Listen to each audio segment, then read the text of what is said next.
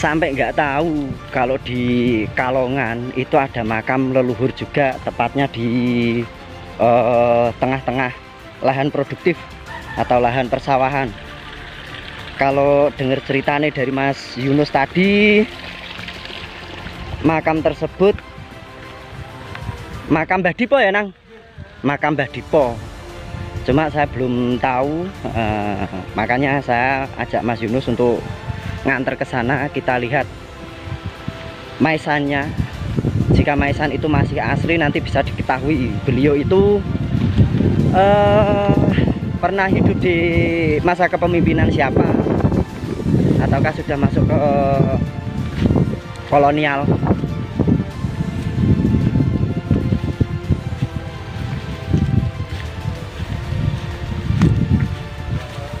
Semoga saja makam tersebut terawat. Tidak terawat leh makam ini.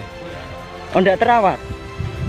Oke, semoga dengan adanya pemberitahuan dari Mas Yunus atau saya buat konten YouTube seperti ini, adalah beberapa warga dari desa Kalongan yang mau mendatangi dan menziarahi atau tawasul ke makam beliau. Tapi kita lihat dulu.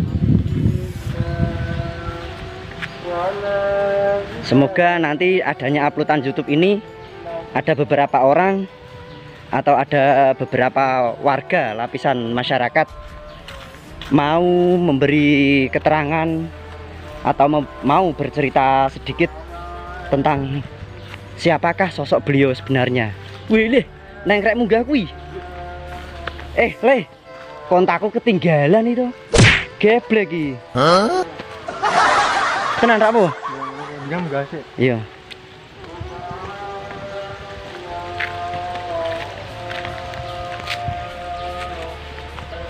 Iki lho munggah sakmene bahas. Makamnya di sana.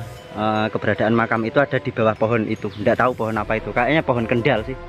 Kalau ndak ya pohon ringin lah. Nggak usah naik lewat sini ah. Reposo lewat sini weh, sing rodok datar.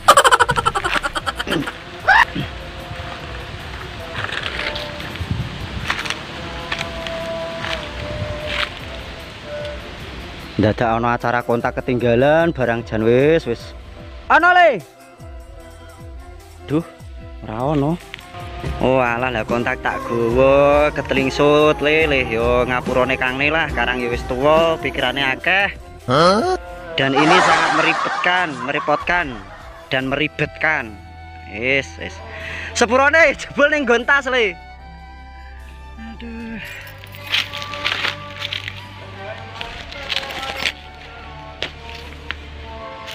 Tuh kene wae ya.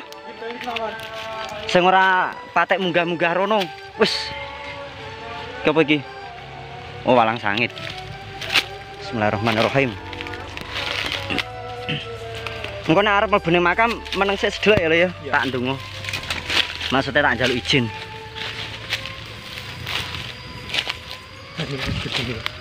Heeh. Nek ngarani pohon apa kele jenenge lho? Niku ringin. Ringin, bukan wit kendal. Ringin.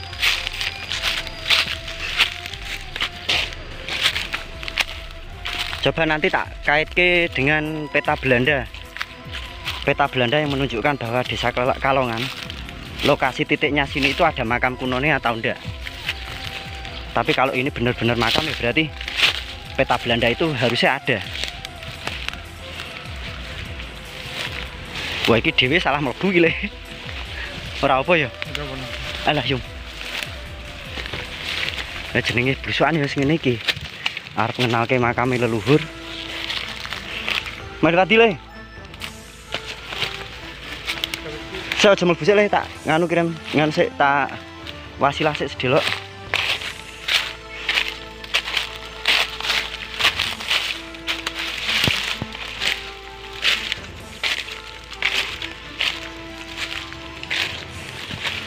Wah.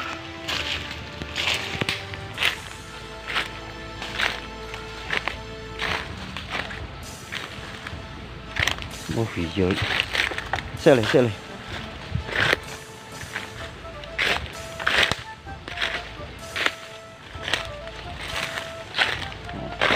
Bismillahirrahmanirrahim. Assalamualaikum ahlad diyar minal mu'minin wal muslimin wa inna insyaallah lalahikun as'alullaha lana walakumul afiyah. Dah.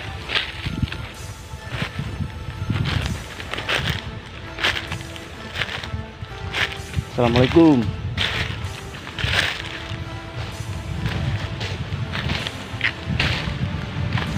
Oh, nganu oleh. Nisannya diganti. Nisannya cor-coran. Lebih berarti. Nisannya nisan cor-coran iki. Nah, mas om begini kan dari kantor.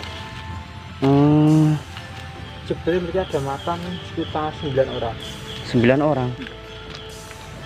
Nek terkenal kene makam apa boleh? Mbah Dipo. Mbah Dipo. Nah, menurut cerita itu dia engkang Apa ya? nganu diro. Maksudnya? Jadi untuk pencegahan zaman dia peruntukan antara Andiro kali Gondorio itu diambil sebagai penengah. Oh. Maksudnya antara Andiro sama Gondorio. Gondorio. Dulu pernah ada Nah, menurut cerita kejadian ya. Iya. Berarti yang menengahi beliau. Namanya Mbah Dipo. Wah, wis. Karena dengan nama Mbah Dipo itu saya beberapa tempat yang saya kunjungi dengan nisan yang masih asli yang berkenaan dengan Mbah Dipo itu pasti ada ceritanya dengan tidak jauh dengan cerita Diponegoro, dan itu pun ada misi tertentu langsung dari Diponegoro yang disampaikan kepada para prajurit atau penggawanya untuk menyerang Batavia. Tapi kalau dalam kondisi seperti ini kontaknya sudah hilang, saya sudah tidak tahu lagi.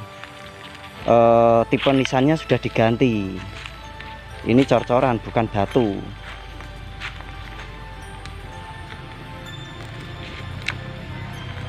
Makam Mbah Dipo ya, di bawah pohon beringin. Tapi nek pohon beringin ini sih gede banget. Coba nanti tak ikut sertakan peta Belanda nih. Nah di sini memang titiknya ada makam, berarti bener di sini tuh makam sepuh atau makam tua. Ya prediksi saya sekitar 1850-an lah. Untuk peta Belanda sudah saya terbitkan di awal dan ternyata memang titik dan lokasi makam ini terdaftar juga dalam peta tersebut, terbitan pada tahun 1909 dan terbitan peta Belanda pada tahun 1924. Nah, untuk kejelasannya kenapa saya mencari makam sepuh dengan nisan-nisan yang masih asli, karena ada juga yang mempelajari suatu lokasi dengan keberadaan sebuah komplek makam dan di situ ada makam sepuhnya. Konteks kita berbeda antara kita belajar dengan real atau dengan apa ya istilahnya keadaan dengan menggunakan logika nalar yang normal. Kalau saya pelajari dengan tipikal pahatan nisan, tapi ada juga konteksnya yang mempelajari sejarah dengan spiritual. Nah, antara spiritual dengan logika yang saya pelajari itu pasti bersimpangan. Nah, monggo lah, silahkan mau belajar tentang spiritual, mau belajar tentang logika yang normal, istilahnya dengan literatur sejarah, itu semuanya saya persilahkan, tapi harus benar-benar dipahami dengan jeli, karena mengungkap suatu sejarah tanpa bukti yang nyata itu sama dengan pembodohan perorangan, pembodohan kepada masyarakat, dan pembodohan kepada publik yang jelas. Seperti itu kalau dari saya pribadi. Tapi tanggapan ini pun juga tidak bisa diterima oleh akal-akal yang menggunakan konteks spiritual. Kalau saya senangnya sih begini, kita datang, kita lihat pahatan jiratnya atau pahatan makamnya. Nah di situ nanti kita bisa pelajari beliau itu dari mana, beliau itu dari mana. Nah tunggu kisah selanjutnya dari saya. Kurang dan lebihnya terima kasih untuk Mas Yunus yang memberikan waktunya untuk mengantar saya ke komplek makam Mbah Dipo di Desa Kalongan ya, Le? Desa Kalongan. Saya akhiri berikut, Le. Saya akhiri kalam wabillahi taufik wal hidayah. Assalamualaikum warahmatullahi wabarakatuh. Waalaikumsalam. Salam Nisan Nusantara.